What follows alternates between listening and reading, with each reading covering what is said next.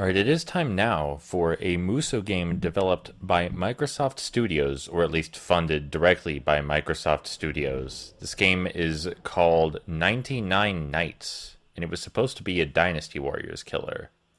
And even though I feel like mechanically, based on this demo we're about to play, it may have been up to the task, that's kind of a tall order. Anyway, let's get this intro cutscene out of the way, why don't we? This very beautiful for the time intro cutscene.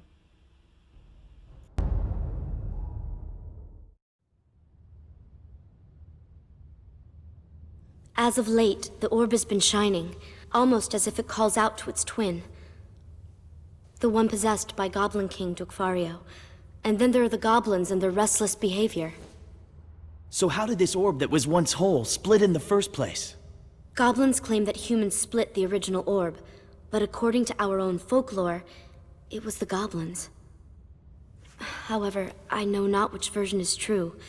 It happened a very long time ago. Imphi is always energetic. She has been rather spirited lately.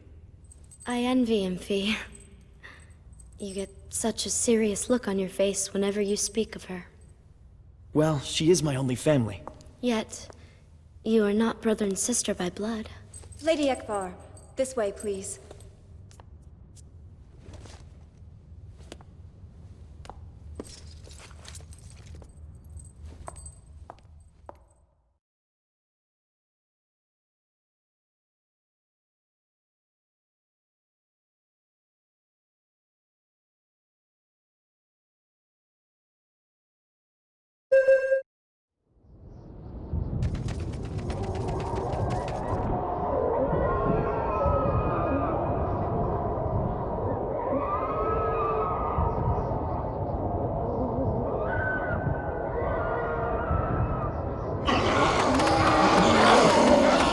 Once we get across the Ovaria Mountains, we'll be on the doorstep of Fort Wyandeek. I guess we can't avoid this fight. Troops, prepare for battle!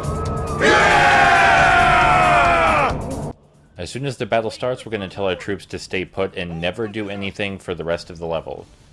And then we're going to tackle all these guys ourselves. So you might notice, wow, there's a lot more enemies on screen than there are in your average Dynasty Warriors game, especially for 2006. And also, wow, this game looks really pretty for 2006. I agree strongly. All of the combos have unique and special utilities that are incredibly apparent upon their immediate use. The Goblin army is full of cowards after all. Commander Asphar, I'll pursue them. Hold it, Imphi! Imphi! Landslide! And the combo system works like it does in Dynasty Warriors, and yes, the combos having unique utilities isn't unique to 99 Nights by any reason. That's one of the main features of Dynasty Warriors. But the combos are a lot more varied. It's not just light, heavy to do combos. It's also heavy, light to do combos. So instead of just pressing light, heavy, you can now press heavy, light to do a completely different, distinct combo. And since all of them perform unique utilities, you have a lot more options at your disposal than you would in most Dynasty Warriors games at the time. An example of combo utilities would be if you press heavy and then light, you can impale an enemy and then swing that enemy around to create an opening, or use that enemy like a hammer depending on which button you press after impaling them. Or there's the light-heavy combo, which deals a concentrated flurry of attacks directly in front of you, useful for just one or two enemies. There's the combo attack that launches enemies into the air repeatedly. They all have their uses. Also, the music in this demo is fucking intense. It absolutely goddamn blew me away the first time I heard it. I had to play it a few times to get a good recording, but I was genuinely impressed by the composition. Just like in a lot of Muso games, there are optional missions we can do along the course of the level. I'm opting out of all of those, and I'm just going to head for the main objective. Right now our main objective is to meet back up with Imphi, and we'll do that shortly. When we get in a large enough... Yep, okay. We activated a sort of super mode, and when we're in this super mode, we can do stronger attacks, and each enemy we kill will give us blue orbs. Blue orbs add to a secondary meter of ours, the blue one down there below our yellow health bar. And when that is full, we can do, I think it's called an orb strike or something, which is our Muso attack. And our Muso attack is insane in this game. If you're wondering how we entered that super form where we started gaining blue orbs, in order to do that, you need to get red orbs. In order to get red orbs, you just need to kill normal goons like this. Something of importance in 99 Nights is that the normal enemies, though you may not notice it yet, are actually a threat. This is a game where you don't want to jump into a big group of enemies without a game plan, without an idea of exactly which combos you're going to use and how it's going to work out. Because the normal enemies can deal significant damage to you, and they won't hesitate to. You have to play smart. And as a result, by the way, archers are kind of a big deal. You really can't just ignore archers and let them pelt away at you, like you might in other Muso games. You need to be aware of where the archers are and skirt around their arrows, have a game plan when you approach. Thinking is really important in this game. And it's not the kind of thing where I can detail each encounter with extreme tactical precision, but you do have to think each time you go into a fight. At least in this demo, obviously. Everything I'm saying only pertains to this demo of 99 Nights we're playing. I assume the full game is like this because that's what a demo is supposed to be. Here we go, here's our orb attack. Our Muso, if you will, and it's insane. Instantly ends a conflict. Everybody's dead. Conflict's over. We may now proceed through the level. And, like, I'm sure there's an absolute fuck ton of mechanics that I haven't even become aware of, that I haven't touched on. Like, I'm not even sure how the RPG stuff or equipment works, and I haven't messed with controlling our AI squad buddies or anything. There's a very good reason for that, though, I feel. It's because when you get your squad involved in combat in any way, it can be hard to pick out friend from foe.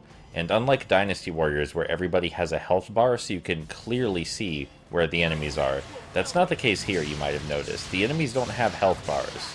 And it makes it more cinematic, but if there are a bunch of your soldiers fighting with the enemy soldiers, it's hard to tell who's who, and that makes combat go on a lot longer and become a lot more tedious. Another criticism I have, the minimap is kind of hard to read, and not in the sense that I don't know what everything on it is, even though sometimes that's a problem too, but in the sense that I don't think the transparent blue they chose was the best color or is as visible as it needs to be. Like, I just don't think it's super clear what you're looking at all the time, and I kind of had to strain my eyes to get a good look. Also, it was kind of hard to tell what I was looking at in terms of the HUD. I don't just mean the minimap, I mean my health bar and the stuff below it. I eventually figured it out. The yellow stuff is my health. The blue meter is my Muso attack. The red meter is my super form, which allows me to get blue for my Muso attack. Eventually, I figured it out. It would have been nice if it was more clearly explained to me, is all. But that's enough negative stuff. Back to the positive stuff. Like I said, the music kind of surprised me with how awesome it sounded when I first listened to it. The sound effects are wonderful. The visual effects are clear. In spite of the fact that I'm swinging a lance in groups of hundreds of enemies, I can tell exactly where my combo reaches, what it's doing, and what its utilities are because of the incredibly vibrant visual effects and the blue aura around all of my attacks. Also makes the game incredibly satisfying to see such a large blue wave shoot out from me when I do an attack. I love that even the normal enemies are a genuine threat now. Like, it's kind of hard to balance a game so that way, balance a Muso game, I mean, so that way the enemies are a genuine threat. Usually only the officers are a genuine threat, or the bosses. But even the normal goons manage to be something you need to think about. Crowd control is actually kind of important. I think the game looks lovely. Really think it looks like a tech demo graphically, which makes sense considering this was an Xbox 360 exclusive in 2006 and Microsoft themselves funded it. Apparently it had a relatively short development cycle, but I mean, I can't tell from the demo or anything. But yeah, you see how the enemies are dealing like as much damage as an officer might from Dynasty Warriors, and it's because I'm turning my back on them and not paying as much attention as I could to what's going on. If the camera seems like it's zoomed in too much, that's actually my fault. You can zoom the camera out further than this. I've just chosen not to. So yeah, based solely on the demo, even though the minimap is kind of hard for me to read, and I can't tell exactly what's happening on the minimap sometimes, and there's a few other complaints I have, mostly in regards to figuring out who is an enemy and who isn't whenever the squad actually gets involved in combat. I think this demo makes the game feel like the bee's knees. I really am interested in this game.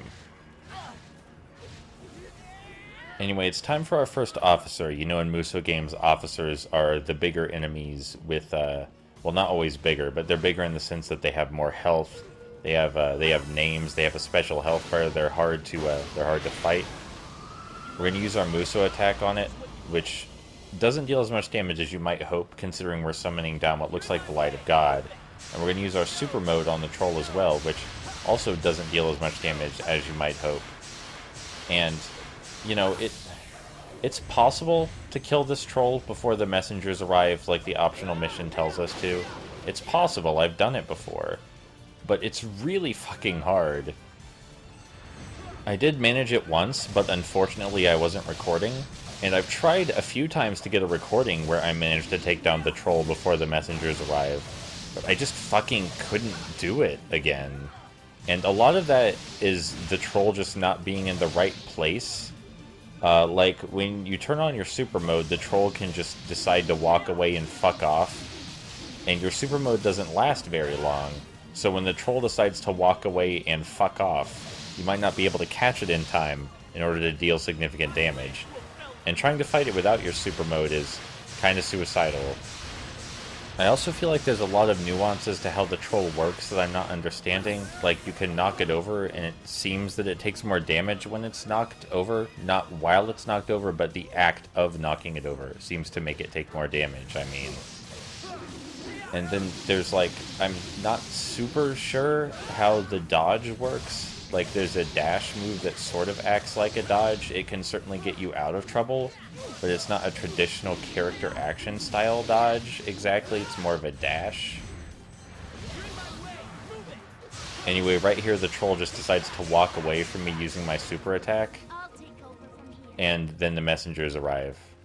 The messengers are actually, and the messengers and Enfi, I should say, are actually perfectly capable of handling the troll without you. You can just kind of wait for them to arrive if you don't want to bother fighting the troll. Also, sometimes when I'm fighting the troll, there's purple lightning that seems to make me move slower if it hits me. I don't know what's causing that. Is the troll causing that? Is the mage that I ignored earlier in the level causing that somehow? I have no idea. But even in spite of that, and the fact that the troll is hard to fight, which may have something to do with the RPG mechanics that I can't use, I think this is a pretty great demo, and I'm very interested in the rest of the game. I want to know more about this world, and I want to fight more goblins.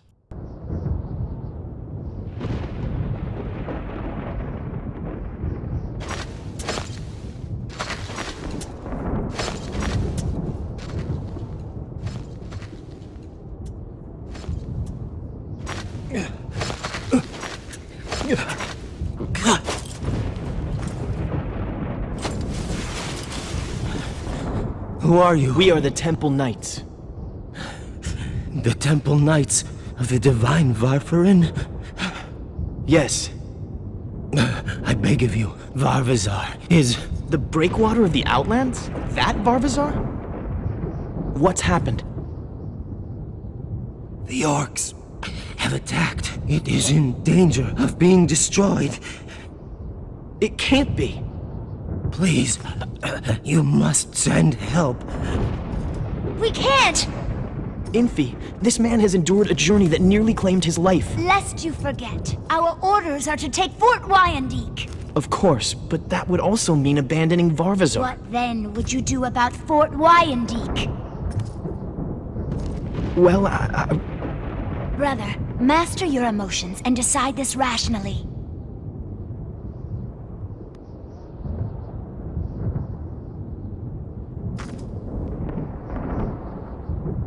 My fellow Temple Knights, we will rush to Varvazar's aid. Captain Asphalt! My decision is final.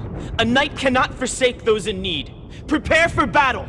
But... Do not worry. The Temple Knights will defend Varvazar. I thank you. Please deliver this to my wife and child.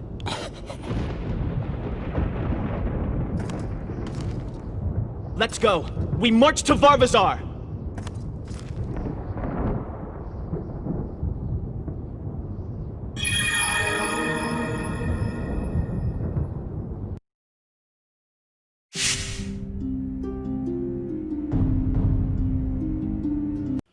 Alright, so that was the demo for 99 Nights, but did you know there was a sequel? You probably did, because the Konami E3 conference where the sequel was announced is kind of infamous now, with the sequel supposedly having 1 million troops and all that good stuff. But I'm not really interested in the memes, because the sequel also had a demo, and I want to see what that's like, how it might have evolved from the first game, what's similar, what's different, and which one I am more interested in actually playing. So fun fact, even though 99 Nights was published directly by Microsoft Studios, it's not available for purchase on the Xbox Marketplace, but 99 Nights 2 is. Just thought that was a little strange. And the second game is no longer published by Microsoft Studios, instead it's published by Konami, as we just discussed. But it did get development assistance from Feel Plus, who developed Mindjack, and I love Mindjack. I'm kind of disappointed there isn't more Mindjack content on the channel. Anyway, there are 2 levels to play in the 99 Nights 2 demo. I'm sorry, it's really hard for me to say 99 Nights. Like, it's exceptionally difficult for that to come out of my mouth. Unlike the first demo, there isn't really any story pretense for the demo of the second game. It's just like, clear the enemies out. Now, I will say right away, I think the graphics in 99 Nights 2 look way better. I love the art style, frankly, adore it a lot. And I like the main character's design. But more importantly, there are numerous design changes. There are now special attacks similar to the kind you can use in Ultimate Alliance, where you hold down a button and press the face buttons to pick from them. Like, there's one that we use to dash forward, there's one that we use to create shockwaves, there's one that sends a shockwave out forward instead of shockwaves all around. And these all have a cooldown. You can see them over there on the right. They're colored the same as the face buttons we use to activate them. Right now our objective is just to destroy these towers. I'd like to keep our eye on all of the enemies, just because even though the enemies no longer deal significant damage anymore, it still is annoying to be interrupted. The enemies no longer dealing significant damage is another change from the original 99 Nights. Now the regular enemies are just pushovers, like in every other Musou game, which I think is a change for the worse. Another very obvious change is that our character moves fucking blazingly fast. And yeah, the character moves a bit slow in the original 99 Nights, but it's kind of comical how fast the character runs in 99 Nights too. They must have gotten a lot of complaints about how slow the characters move in the first game. In this game, I'm also going to be frank, I can't tell how the fucking combos work. I can't tell if the traditional Dynasty Warrior style combo system is even in place, because the combos don't seem to perform different utilities like they do in the original 99 Nights. If the combos even exist, I mean. Like, I can tell when I'm doing light attacks and when I'm doing heavy attacks, but is there a difference between pressing light heavy and light heavy? I can't tell. Legitimately cannot tell. That's not an issue in the original 99 Nights. In the original 99 Nights, very obvious which attack you're doing and what utilities that attack has at all times. Massive downgrade on that front for 99 Nights 2. I do like the cooldown special attacks. I think they're neat. I like that you seemingly can equip different ones if I'm understanding the menu properly outside of combat. I do like that there's an actual dodge button instead of just a dash. I do love the art style. The Musou attacks work completely differently. It's now just a regular-ass bar under your health. You can hold down the button in order to create this giant explosive shockwave, or you can tap the button and then keep control over your character, but your swords catch on fire instead. So there's like 2 kinds of Musou you can use. Both seem to deal a lot of damage. They're the fight against this officer enemy. I'm not sure if this game has officers, but this is a large enemy that seems comparable to a mini-boss or boss in terms of how much health it fucking has. The officer fight is easier than against the troll, mostly because of the new dodge button. I feel like it would really irritate other people, though, because it's easy to get stun-locked by this thing. Maybe this could be chalked up to the RPG mechanics that I don't have access to in the demo as well. I'm not sure. But you could definitely take this thing down without the RPG mechanics or anything. You just dodge back when you see it about to attack. Its attacks are telegraphed plenty ahead of time. It does have a lot of health, though. A whole lot of health. And maybe that's because the normal enemies are no longer a threat, so this guy needs to be way more of a threat. But I was hitting it so long that I was actually curious whether I was dealing damage or not. I am. I was just worried I wasn't. Also, this is definitely a Muso game. No doubt about that. But it does feel like it has a lot more elements of a traditional hack and slash to it. Feels more like it's trying to be a Muso game with a normal hack and slash mixed in. And that's fine. But it definitely seemed like the original 99 Nights, at least from the demo, was primarily concerned with being a Dynasty Warriors killer, just being a better Muso game. While it seems like this game is primarily concerned with just appealing more to people. Also, really minor complaint, but I don't feel anything toward the music I'm hearing from this game. When I heard the music drop in the original 99 Nights demo, like I said, I was pretty impressed. A little bit shocked, even. So just to go over, I can't tell if the combos have any utilities or even exist, simply because the animations are non-indicative of such a thing. They removed the fact that the normal enemies used to deal significant damage, and I don't get the appeal of what this one's going for. But there is a second level you can access in the demo, and of course I'm going to play that. We're going to look at that right now, because there's only two levels in the demo. I'm not just going to quit. And this level took me a while to understand, but it's a boss fight level against a big, fucking, really cool looking thing called the Behemoth. And what we're going to do is grab these 2 blue potions, which will fill our Muso meter all of the way, and then we're going to use our Muso meter on the only part of the boss that you can actually attack right now, and that will trigger a QTE that takes us to the second part of the stage. All these other enemies, the fire mages, everything, we're going to ignore those. Trying to fight those is suicide. I feel like you're definitely supposed to be a higher level than this by the time you fight this thing. But that's okay, because using our Muso triggered the QTE. And then we'll get sent to the second part of the level. Right now. And the second part of the level is obnoxious. There's fire everywhere, fire just raining from the skies on you, and it's kind of hard to see where it's coming from and tell what's going on, and it's really easy to die, but we need to hit this thing until it moves out of the way, is what we need to do, and then the level will be over. Do you understand what's going on in this level? I fucking don't. What's happening in this level? It took me so long to figure out the goal. Alright, we're done. Level's over. That's the demo for 99 Nights 2. I don't really get it. I don't really get what it's going for, but I love the art style.